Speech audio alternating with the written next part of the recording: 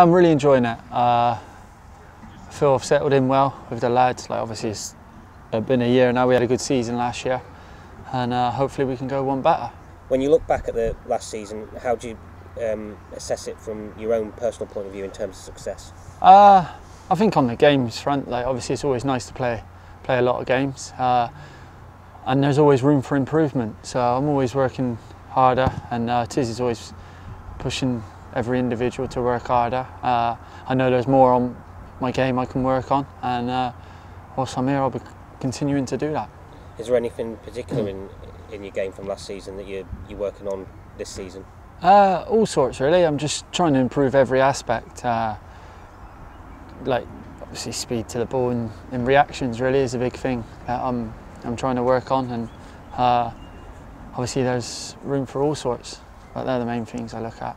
It was a successful season for Exeter City, but obviously fell short of the final hurdle in the playoff final, and it's the second time you've suffered that in your career, obviously, because you had the playoff final with Leyton Orient as well.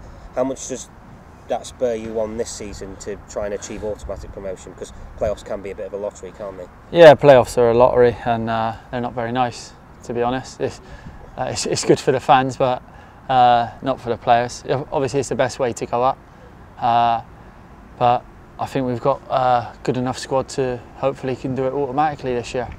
But we've got to continue to work hard. We've got a good stepping stone so far, but nothing's done without hard work.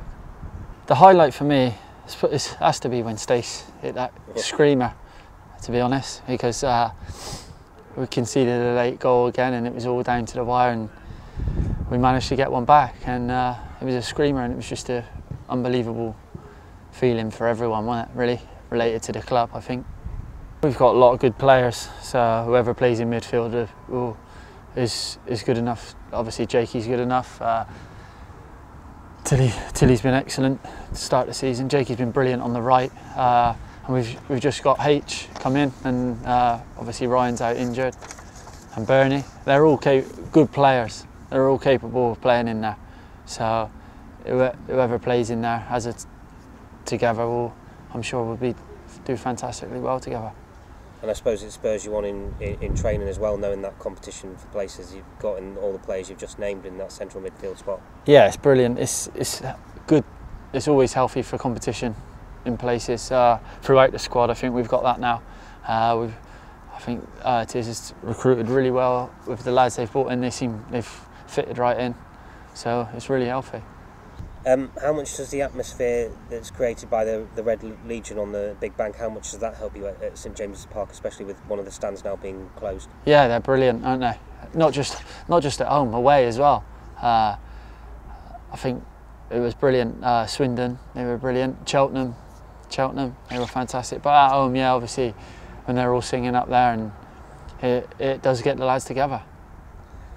Obviously, redevelopment work at the St James's Park at the minute, and the Stagecoach stand, I believe, is coming down in time.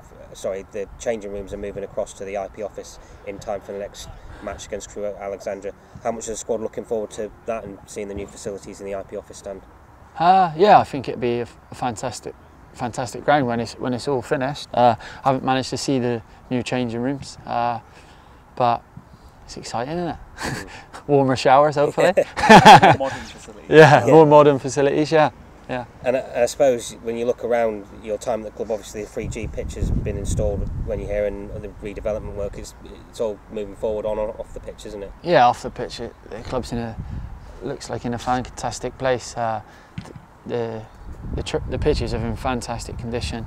We actually trained on the Astro on Tuesday, and it was lovely down there. I've trained on it before, but you just have to come here and have a look around. I heard the two young lads from West Brom come in, and they had a little joke to themselves. They said, "Yeah, no more pitch 5 wherever they train," because they were on the main pitch. So I think they just come out and they were excited to come and train on the main pitch.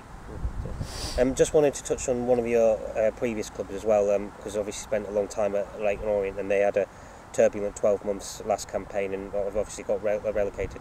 How pleasing is it for you to see they're finally finding their feet again now in the conference under new owners?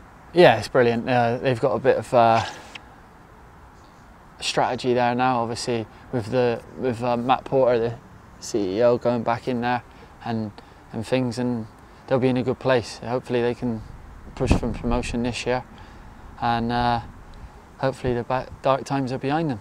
Yeah, and they seem to be taking a leaf out of Exeter City book in promoting through the youth as well, haven't they? Because they've got quite a lot of young players there. Yeah, they've got a few brilliant young lads, and 2 of them actually moved on last year. One of them's gone to Norwich and one's gone to Brighton, and they always had a good youth set up. They obviously have got a good youth team coach down there, Danny Webb, and who was brilliant with the young lads, and he's now gone back there.